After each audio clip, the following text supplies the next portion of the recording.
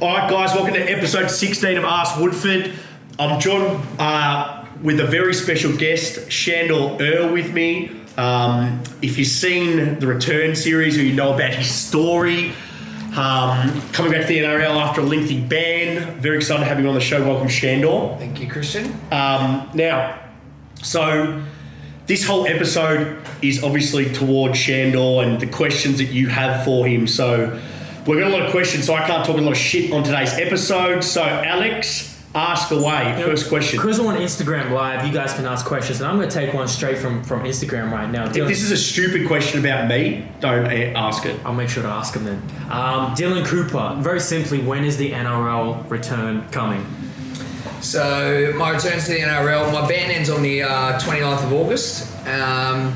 Obviously, I'm working towards finding an opportunity with an NRL club, but basically, realistically, I'll be returning to pre-season in November and then playing in 2018. Boom. Now, we got posted on Facebook, got a lot of questions. By Emily Misfud, what phase of training was your favourite phase and which one was the most challenging? Because you had, 13, 14? Yeah. Shout out to Emily too. She. You should David Barker Performance Center when we went up there. Yeah. Awesome. Yeah, she's cool. Good chick. Yeah. To learn. Hardest phase. It's a tough one. It's almost like probably the start and finish. So I would say starting out when I first came in, coming in with some injury issues, what we would look back on in hindsight and say poor technique, poor mobility, poor movement patterns, the way I trained, the intention that I trained with. So that was all an issue. So coming in and breaking myself down to the bare minimum and then going through a progressive series from the basics at the start, those first few months were probably quite hard. And then I would say now, when things really get serious, these last few months, every session counts and obviously having to up my training load. So probably those two periods in particular. Probably the first time you did volume work or the first time you did maximal strength work. Remember the first time you did maximal strength work, like heavy strength work, which everyone out there, maximal strength is heavy weight. So it's high intensity, which is the weight, low volume, but that doesn't mean you want to intentionally move the weight quick. You always want to have that intention to move quick, but it's a different type of fatigue. You were kind of very tired, which I told you. And you know the perfect example, you couldn't grip the bar the next session. That's a perfect example. And that we know that's neural fatigue, where you literally are struggling to grip anything, you're very tired neurologically. So we know how important the nervous system is for strength, power and speed. Hopefully that answers your question, Emily. Very good question. Cody Thompson from Instagram Live. What's different to this preparation compared to how you used to prepare like in the previous years? Oh, great question, but it's like there's endless opportunities to answer that question. You can help me out with this, but basically, it's funny because obviously a few things are happening with me trying to seek out opportunities in NRL, and I have many conversations now with a lot of different people. During this period of coming back, I realistically can't compare myself to anything I did before in terms of training, mentality, my approach, basically everything. So I think mentally there's a big aspect. Once you get something taken away from you, you really appreciate every moment and this second chance. But my approach is different in terms of training from anything. Let's break it down to the gym. So basically my approach in the gym and even as a professional athlete, it was a very bodybuilding style of training. There wasn't a specific approach, I would say, to anything that's really, truly going to help me in my sport. So I had no knowledge or understanding of what I was doing and why I was doing it. You want to touch on those factors? So they're pretty big factors. I think it helps that you sought out a guy who's got no background in rugby league or in the circles. I think that helps in terms of understand, because if you think rugby league and you've been in the rugby league system for a while, you're going to lift people excessively heavy because that's all they think. So I think taking it back I think what helped you was to look at things not as a bodybuilding type of view, muscle morphology, muscular size, but looking at purely neurologically, saying, okay, well, how can I use an exercise downstairs, squat, dead, whatever it is, bench, row? How can I use that to classify it? We're training a movement. So training a pattern, not a muscle group, and changing your mindset of the reason why we use strength training. Yeah, that's a big one. I mean, that's off the back of something that you're really passionate and interested in. And I now gaining an understanding for that. Movement patterns in terms of anything I do, whether it's running, lifting weights, understanding that you need to be able to do that at a base level before you can progress anything that is too advanced. So I guess I had to break myself down and go through and understand that. But also the training I was doing before, it's like I said, it's really hard to think back and compare that to now, because my whole approach, it wasn't specific at all, and just to me it wasn't.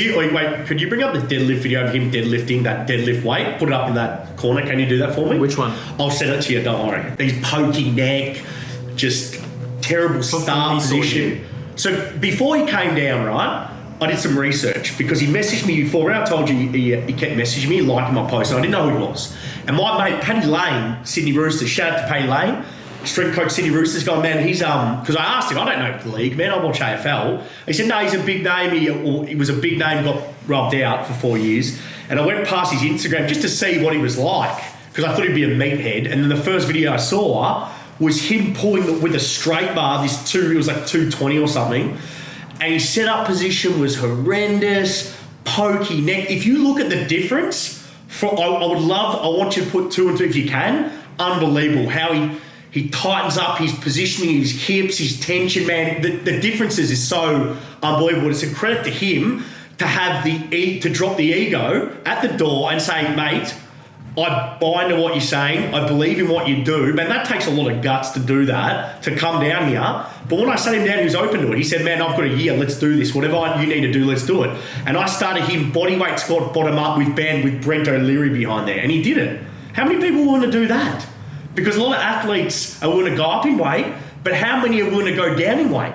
But they don't want to, because all ego, it's how much they lift. We need to move away as an industry, especially the way we train athletes. These guys aren't strength sport athletes. Numbers don't always correlate to performance. Yes, you need a base level strength. I've always said that, it's the foundation.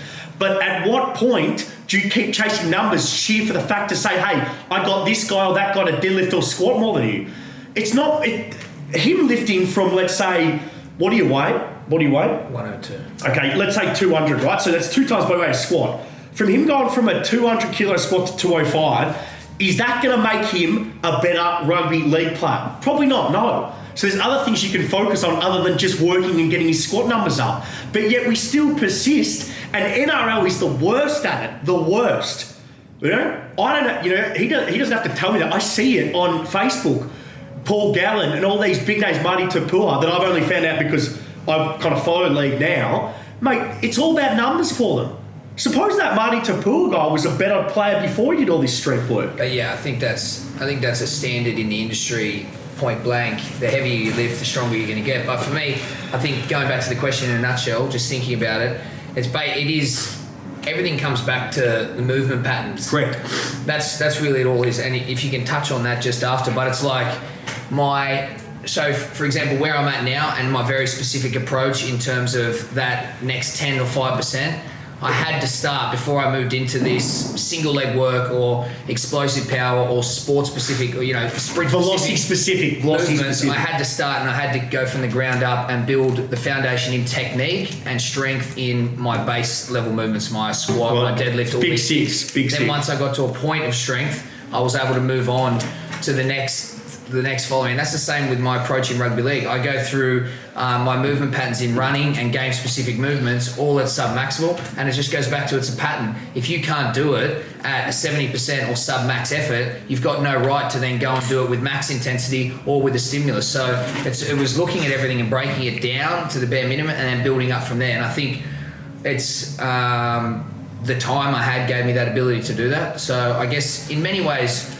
there's plenty of positives that comes from this situation. A year to look at things and go, all right, I want to build towards this. It's not going to be easy, and I'm not in a team environment, and I don't have the luxuries of being able to train when I want and being paid to train. But I was able to take an approach that I would never have got the opportunity to do.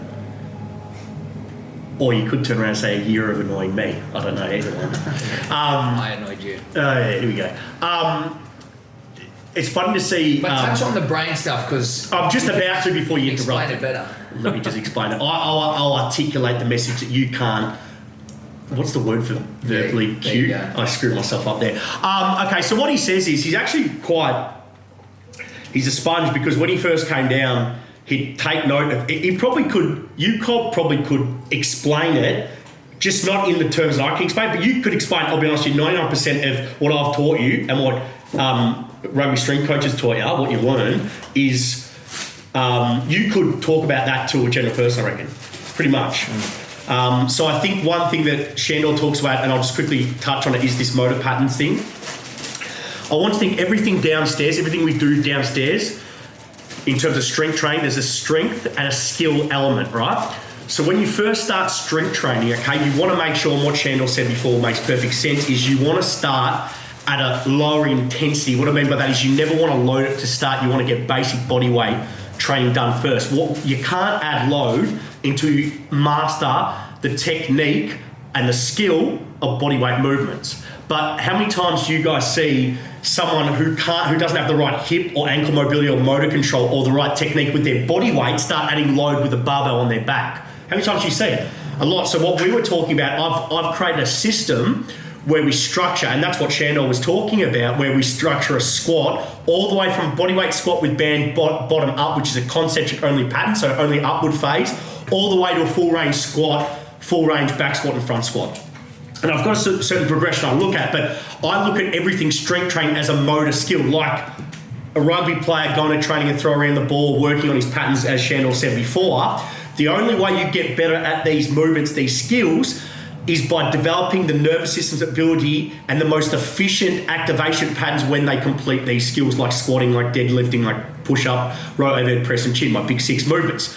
So before you do any strength training program, you want to make sure you lay the proper foundations with proper motor patterning and techniques so the nervous system can learn these appropriate motor patterns. Because I'll give you an example. The minute you start loading something that shouldn't be loaded, or you don't have the right to load it, that's where you're going to create negative motor patterns. What I mean by that is the activation patterns will be less efficient. So pretty much you're recruiting in a way that your nervous system doesn't want to. You're going to compensate in certain areas, greater chance of injury, but also you're not going to get performance in the athletic environment. So everything you want to look at is efficiency via the nervous system and laying a strong foundation with the appropriate technique, and that's real pattern. But now that I've taken that approach and understanding in the gym, and I see that as a big picture for everything. Correct, it is. Even the skill of playing the game. Correct, 100%. I think, we talk about, the big conversation we talk about at the moment is deceleration, like stopping. Yeah, I mean, the whole game is built on having to start. Yep. Yet we never train how to stop. Correct. And I sit here with an understanding, a bit more knowledge, and it's baffling me. And I think, any of these, whether it's that or any movements, any intense movement I want to pull off in a game, or something like, basic things like if I want to cut or step or, re-accelerate again.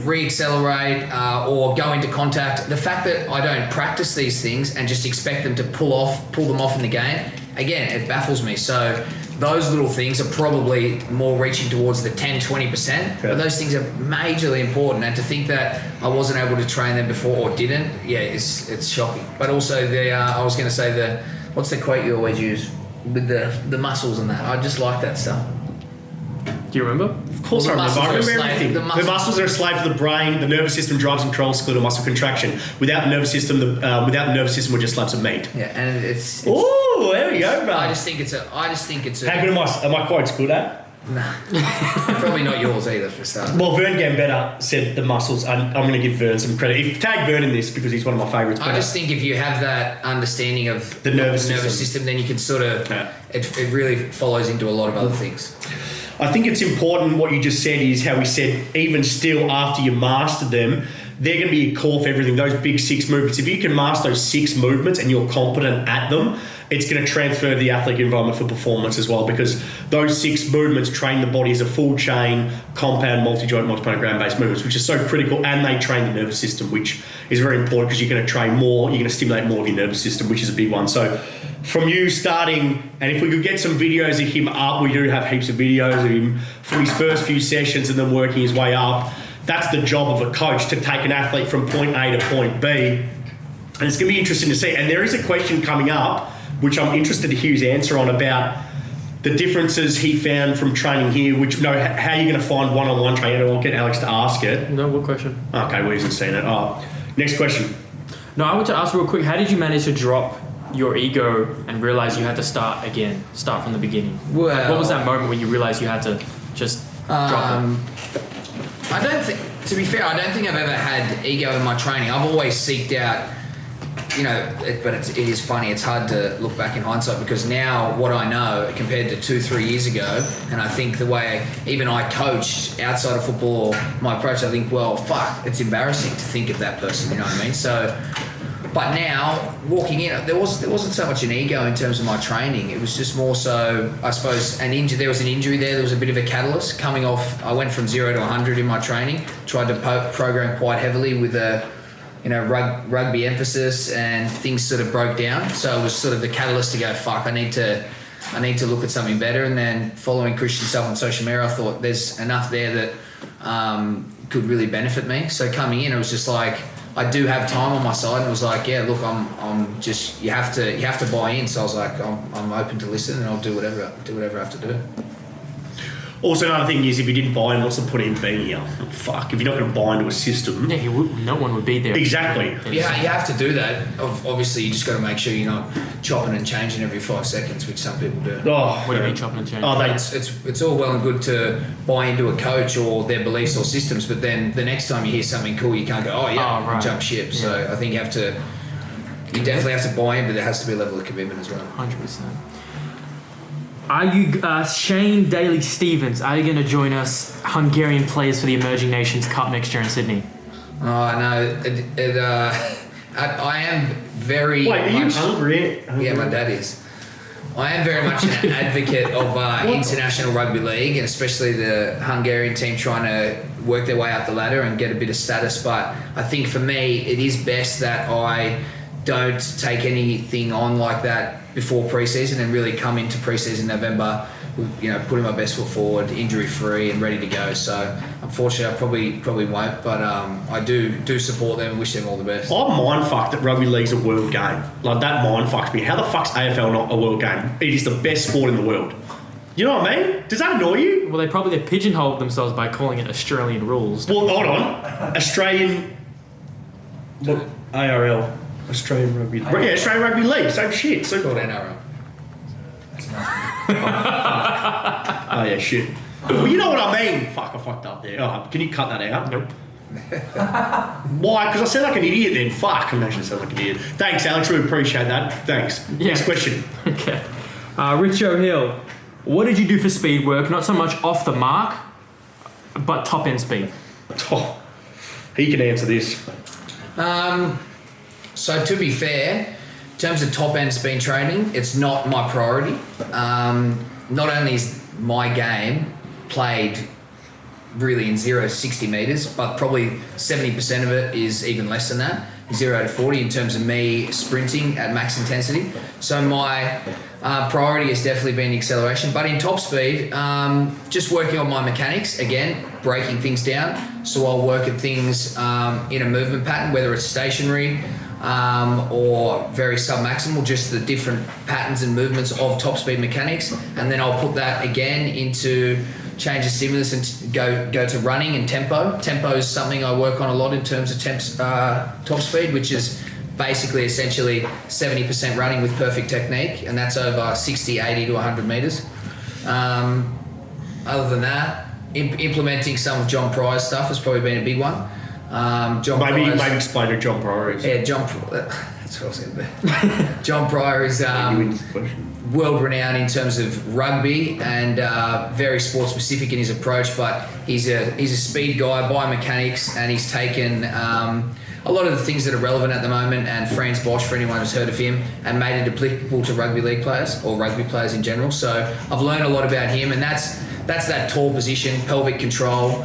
So that's stuff I've worked on. So those are things that have weighed in heavily the last few months, and I can honestly say I've done more speed training, or I will have done more speed training in this 6 months than I've done my entire life, just to paint a bit of a picture as to what I do. What would you do in an NRL like beforehand? How many sessions a week? One a week? When I played, you'd be lucky to do a genuine speed session. Yeah, maybe once a week in pre-season. So in pre-season, you wouldn't even do one. Yeah, you do maybe once a week, but it just wasn't the emphasis, and it was nowhere near on the level or in terms of work restoration. Yeah, and any information that I have now, or anything specific or, that's just the clubs I was involved with. And back then, I'm sure from what I know, there is a bit of a different approach now. But the fact that even in, let's call it a month of all the programming of speed I've done, I still would have done more and learnt more than I learnt in my whole career. So again, that just paints the picture of going back to that approach and how things are different now. And that's an extra 3% that you... Well, probably more than 5%, really. Just the sheer work putting into speed. The fact that you go from nothing to all of that, I think it's probably weighs in on more than 5%. But you've got to think about it this way, right? What are the two most important adaptations for an athlete? Power and speed. If an athlete is more powerful, everything being equal in the skills. If an athlete is more powerful and is quicker, that's a better athlete, right? So everything's geared towards power and speed. Yet we have this massive focus, strength, numbers. Well, we know getting your numbers up doesn't always translate to jumping or sprinting performance. So you've got to have more of a well-rounded view with things, especially when you're at his training status. Joe Scans, when playing for an NRL team, how do you keep as fit and strong as you are now? Will you have as much time to train as hard as you do now? So it's sort of a two-part answer. Pre-season is obviously a different ball game. That's where you're realistically going to get stronger, faster, fitter. In season is probably the main factor. There's no doubt that you're going to lose some side speed and strength. The goal is to maintain that. But honestly, that's probably the most laughable to think what I used to do. The training, from what I know now of a few clubs, the approach is different, so it's hard to compare. But I guess what I used to do in terms of even nutrition, I just think like far out. I used to still be going down the sessions and be doing what we'd call beach weights during the week just because I felt like I needed that top up, but it wasn't helping me at all. No real strength training or programming in season to really periodise and maintain. Wait, what do you mean? strength. You didn't do any programming in season? No, I trained, but no programming, Christian.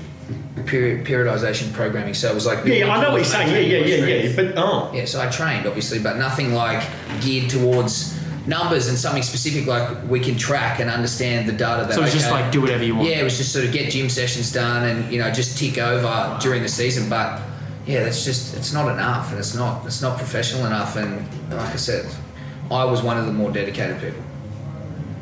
It shows now. And speaking of nutrition, the following question, Kostas Korkidas, when it comes to nutrition, do you recommend any companies that have good prep meals that you rate? And then following from that, like what does your nutrition look like? Yeah, in terms of meals, I don't really, but it was something I do want to look into. It'd be great now. I'm lucky I've got a partner that helps assist me in the cooking, but as you become more time poor, I think it's really important. And with football coming back, and I just think it would be nice to supplement maybe lunch and dinners, your bulkier meals that you really need the macros. I think it would be nice to find a company that isn't just geared towards bodybuilding or geared towards weight loss for women, which seems to be the key. It's either really low calorie food or it's very plain in terms of just here's 150 grams of sweet potato, here's 150 grams of it's rank dried meat. That's sort of not good enough. So if there was something a bit more specific, a bit of a bit of a different approach, maybe geared towards athletes. Bring back Woodford food. Bring back Woodford food. That would be nice. But nutrition wise, I eat a lot to maintain a certain weight goal and obviously supplement my training, and having to work full time and now train full time, it does become difficult, but you just have to manipulate your calories as best as you can, and that starts with additional fats as much as you can and loading on the carbs. Really, post workout's probably my main point of difference now, where I really load up on I use glucose powder, for example. I guess I just take sort of an approach where I get 3 big meals and shakes around my workout and a snack. Smart. So that usually works. Ends up being like 5 or something in total? Yeah. 6 or 5. I'll wake up with a smoothie, time port's like 5 o'clock, so I get that in. And I tinker around with that with the carbs. I don't, I might just load up on the oats, or I try sweet potato powder now, which is new to the supplement company I use. So that's good. I load up on that. Then I'll have a massive breakfast after training, 6 eggs, a whole avocado, 2 pieces of toast, orange juice. So another big meal. I usually train after that, get my BCAAs in during the day and training. Lunch will be a big meal, just a stir fry, really easy. 300 grams of rice, load of veg, 200 grams of chicken, load up on the coconut oil, standard. And that really, I can eat that I've been eating that for 6 months. It sucks, but it's just easy. And then I'll probably add in some coconut milk as well into that. So load it up with fats. I'll have a big shake after I work out again in the gym. Lots of protein, probably double up on the scoops, and maybe 100 grams of carbs, fast acting. And then I'll probably have dinner after that, and that'll be 300 grams of sweet potato, 300 grams of protein. Usually mix it up, seafood or red meat, and that'll do me. And then if I can be bothered and I've had dinner early enough and I'm not going to bed too late, I'll have another shake. So that'll be, if on a training day you could have 3 shakes, is that correct? Yes. And how do they all balance differently between the macronutrients of each? So the carbs will be nearly halved for the 2 that aren't post-training. Okay, so morning and evening? Yeah, and the carbs will differ. One's fast-acting, the other 2 are slow. So using oats or sweet potato. So you vary your carbohydrate intake depending when you train. Yeah.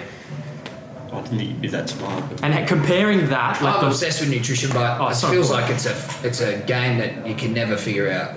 Mate, because everyone's different. You can think. I found. Well, to be fair, with everything that I do and goes on, I've been able to maintain weight and a body fat that I'm happy with. So I'm on the right path. I've found something that works for me. And once you have a baseline, I think then you're just little tinkering, just making small adjustments. So I think that's important to try and find that base level. You have to find a time where you're also consistent in your training and what you're doing to be able to manipulate that diet. So if you can find a good base based around something post-workout and then 3 square meals and a snack, which usually is a good template, and then work around that and then make additions from there. And your first go-to is probably going to be fats, and then increase carbs post-training.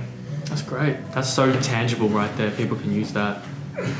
But just bear in mind for everyone watching, that's what works for him. Yeah, of course. Okay, great. Individualisation and in context, that's what works for him. Just understand that. That's his body type. I wouldn't take on board what I said about macros. I would more look at, as a template and what my training load is, and then you have to... You've got to manipulate it based on your training outputs, your body type, blah, blah, blah, blah. But look, that's what a dietitian's for, but that was the question, so I understand what I answered. Well, if now that's your habit, if you compare that to like a year, 2, 3, 4, 5 years ago, how's that different? Like, what have you learned?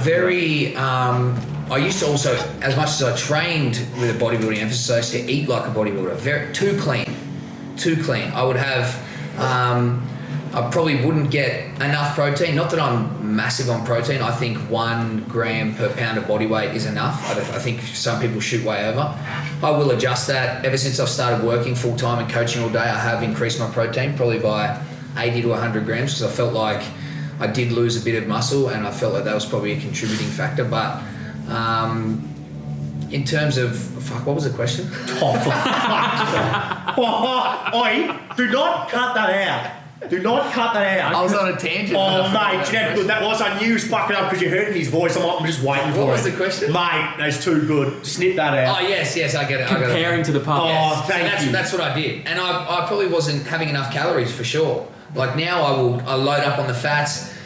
As much as good fats were important back then, it wasn't like as widespread as it is now. Like now everyone knows I really need to implement this heavily in my diet. I'd have a little bit of oil with my cooking, but I wasn't eating an avocado, and I go mad on the fats now, and that's a load of calories. If you're going to eat a certain amount of calories, like I need to be, let's say a number 4,000 plus. You're not just going to be do that by eating carbs and protein and vegetables. It's ridiculous. You eat too much. Yeah, add in the field training that I did and have coming up. 2 hours on the field. You need to eat, and you need to find a way to get the calories in. All right, next question. Let's go. Keep rolling through. Now, Brent O'Leary, true or false? You used to live for the shrugs.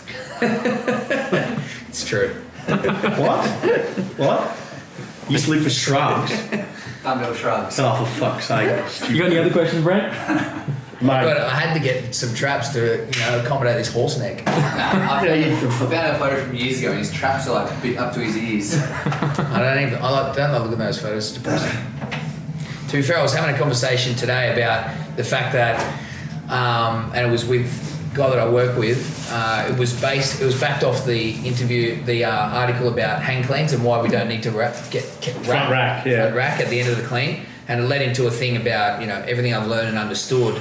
And injury prevention is probably a big one. That shits me looking at those photos because the development I would have had, that was when I was like 19, would have been awesome. But I probably could have prevented, there's no doubt I could have prevented all the injuries I had with the understanding and approach to training I have now. There's no doubt in my mind. And that goes for everyone. And the conversation was obviously about junior development, being here at Woodford and seeing all these guys, not that they're committed to the point where they're in here every day, but seeing these guys at least taking on board these things and at that age having this knowledge, it's about, I'm jealous, So what are you telling young Sandor then, or like a young NRL up and coming athlete who wants to make it? And it's all in hindsight because we're all bred on old school methods and what's widespread, what everyone thinks is right, and you can go through the myths and taboos in the fitness industry, in training, in nutrition that are so ridiculous and so old school, and we're only starting to just continually shine light on all these. It's not like we've exposed everything, but back then there was no doubt I was not training to be an athlete. The gym, what I was doing in the gym was not trained to be an athlete. Everything else, it wasn't an athletic approach. So I think if you are a young athlete and that's where you want to go and you want to make that commitment, then you have to understand that you have to your training has to take an approach of athletic development. And if it's anything outside of that, where you're just not going to get to where you can be, you're not going to reach your athletic potential. No. And I wish I was involved, or that was more of a highlight when I was younger. Yeah. One of the last questions, a couple of people asked like what team you're going to play for, but we know you can't mention or you don't know yet. But what position will you play for? People want to know that. Yeah, I get asked that commonly. Obviously, wing is a no-brainer. People think, last time I played, I was between 93 and 95 kilos, and now I'm 102 kilos. But I honestly believe I'm faster, more powerful, stronger. So why would I want to leave the wing? Or maybe people will say, the game's changed. Well, the game's only changed in my favour. Wingers are more dependent to take carries, the high ball, finish tries. Those are all things that I would say are priorities for me when I'm playing. So nothing's changed really, but I definitely would, going into a system, I don't want to pigeonhole myself either. As I said, I'm wiping the slate clean. I'm not thinking at all about the player I was, the approach I took. I'm going in there. I really am trying to erase from my memory everything I was or did before. I think that's a really good idea for me to come in and sort of reinvent myself. So centre's always something I've been passionate about, but never really had the opportunity to walk into a pre-season with a fresh start and go, okay, I'd like to work between the two positions. So I think centre would be great, and it sort of fits the mould with where I'm at now in terms of strength, size, and all these things. So centre wing, and I think that'll leave me with an opportunity to try and crack into somewhere. Right. What's the difference between a centre and a wing? Yeah. Centre's just slightly inside, so just the role changes a little bit. You have more an opportunity to set up your outside player as opposed to just being that outside player. Yeah, you still score, maybe not as much, but you still get the same opportunities. You make a few more tackles, and your opportunity to run lines and take the ball and hit and punch through the line. That's a bit more active. So there's a few opportunities that you don't get on the wing, and that ability to be able to take the ball, beat a player and then set up my outside player for try. I think that's cool, and that's something you miss out on as well. So. Well, that was about 10 or so questions right there. People want to know where you're going to play. You say what you can say. Yeah, well, it won't be long. Obviously, August 29th is the date, and I've made it public that football's a priority for me, and that's what I want to be doing. So, obviously, working with my manager to find out where that's going to be, and just need a platform and an opportunity to make all these things happen and let my actions do the talking. Give the man an opportunity. Mm-hmm. Give him an opportunity. But yeah, it won't be long. Obviously, on the back of it'll be pre that date that I can announce something. I'm pretty sure. A couple of weeks. A few weeks. You guys have trained for over a year. This will probably be the last time you two will be in a video together before you go play. So, is there anything nice you want to say? Not really. Man, it's been a good journey. It's been a journey, but for us, every off season he'll come back. We'll do what we normally do. We'll program, get him ready for pre-season. You got to realise he understands his body better than anyone now. Mm-hmm. So he knows how important this is. This is not fucking. I've got data. So when he comes back, we'll go through the process again. I'll prep him for, like my AFL guys. I prep them for day one pre-season. because I still don't. Do you guys get 6 weeks off? Yeah. So same as AFL, 6 weeks off, right? I give him a week off. I say have 1 or 2 weeks. Some of them like a week, some of them don't. I don't know what he wants. I don't know how beat up his body's going to be. I don't know. He knows his body better than me. Then they come back, you do a quick block, and then that prepares you for day 1 pre-season. Because you don't want to be behind the 8 ball. And for him, he might have 4. This might this might have prolonged your career 3-4 years. Yeah, I definitely think it has. Going off what I experienced in the first 5 years, I think that's a massive component. But all these, it's hard because I am so confident and excited about what the future holds, but at the same time, I have nothing to really back up what I'm thinking, if that makes sense. So all this training and my new approach and how I feel mentally, it's great. And I know what that's going to achieve and what the outcome will be, but I have no way of sort of backing that up in my head. It's all like hypothetical. Yeah, it's all hypothetical. Because you haven't played in 4 years. Yeah, well, because I haven't played and trained with the body, the person I am, and with the approach mentally. So I don't know what that's like. I know what it's going to be like rocking up day 1 to training, and for the next preseason and for the first game. I know what that's going to be like, but I can't relate to anything, so it's weird. That's when can you think of the time that's happened when you're a baby? Like Never. I can't relate to that. You got to realise you grew up playing league when you were. How old were you when you played league first time? Yeah, 4 years old. Okay.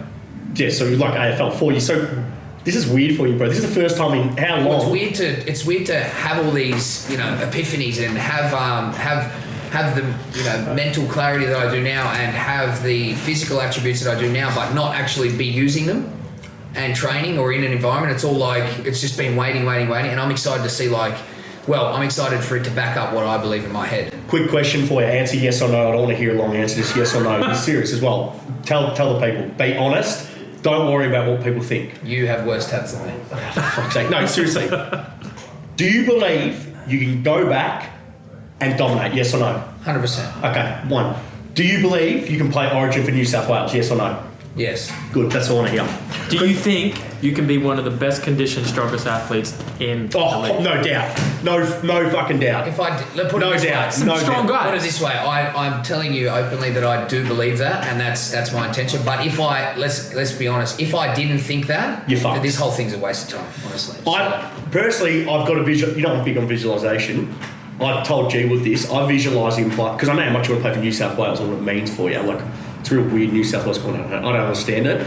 But for these guys, it's like fucking huge. Origin's like the biggest thing. I visualise him coming back to wherever he goes, dominating and doing that. That would be a boyhood dream. Am I correct in saying that? And I don't expect people to hear this and believe that and go, yeah, he will. Like, off the back of what?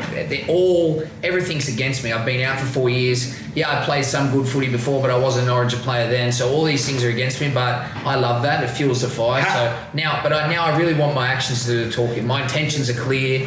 The whole story is great, but there's going to come a point in a couple of months where it's time for me to put my head down and let what I do at training and on the field do the talking. That's what I'm looking forward to. I'm just looking forward to go to a game. Yeah. Do you want to? I've been to one game, and I've never been. Never been to a game. Yeah, I'm looking forward to going to watch him play. Thanks for the tickets, Sandor. Yeah, no worries. They're free for me. Oh, here we go. Yeah, how much is it going to cost for me? There we go. Because you money. Thanks for coming on the show. Really appreciate it. Thank you. Always good to have you here. Also, quickly, we're going to work out a day, so get ready, Queensland. Myself, Alex, and Shandor are coming up. We'll release more details as it comes to hand.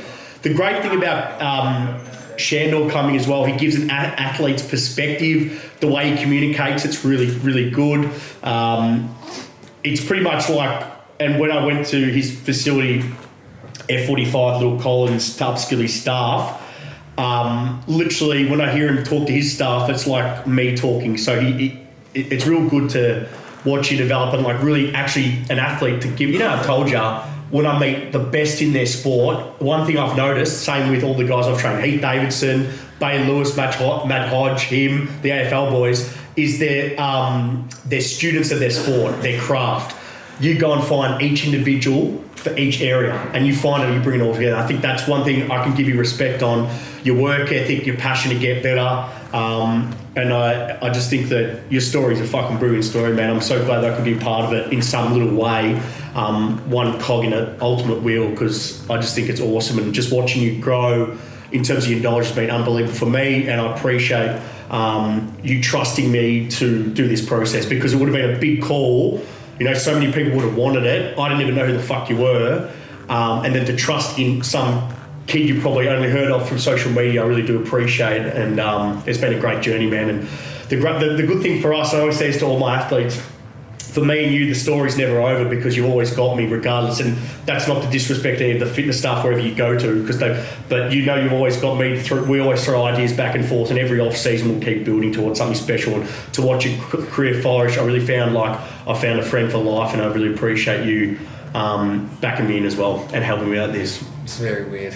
You really don't know how to take it up nice. I really do respect. No, we've done it. We did this before not long ago. But no, I do appreciate everything, and it's special what we've done here, and it's something I'll never forget. It's part of what I just said is it's about me going back and making this all happen, and that will be my gift back to people like Christian and anyone else who's helped me in this on this journey. So legacy. That's what I'm looking forward to. Oh man, But I guess off the back of this, we touched on a few things, but I'm more than happy to always provide as much insight and information as I can for anyone who wants to ask questions, rugby league or not related. Christian's the same. He's probably a pioneer in that. He doesn't have secrets. He's in an industry where everyone thinks they've got secret methods, and he's constantly trying to educate not only people in the industry, but every kid out there. So follow Christian, follow the work he does, and I'm glad to highlight some of the things he does. So, like I said, use me as a point of contact if you want to find out anything, or if you're genuinely dedicated to your sport and you need some information, and follow Christian, and he's always going to be pushing towards making some changes for all you guys. All right, guys, what an episode 16 done. Ask Woodford. As always, I want to thank Alex Sandalis, my producer, cameraman, overall good guy, Sandor, for coming on, and we've got to go train because this was too lovey-dovey at the end. Thanks, guys, and I'll see you guys next week. Let's do it. Thank you.